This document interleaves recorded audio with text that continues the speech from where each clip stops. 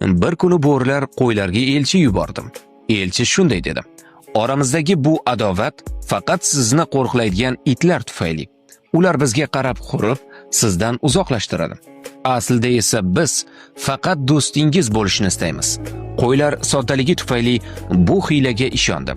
Ular o'z qo'riqchishlarini endi himoyachi emas, balki erkinliklarini cheklovchi kishandan iborat deb ko'ra boshladi. Qo'ylar itlarga yuzlanib: "Siz yillar davomida bizni himoya qilmadingiz. Aksincha, faqat nazorat qilib keldingiz", dedi. Nodon qo'ylar itlardan uzoqlashib, yolg'iz qolish yaxshiroq deb o'yladi.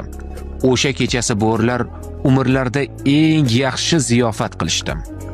Ko'pincha ota-onamizni haddan ziyod nazoratchi deb ularni egalik qilishda yoki ortiqcha himoya qilishda ayblasak-da, aslida ular bizni jamiyatimiz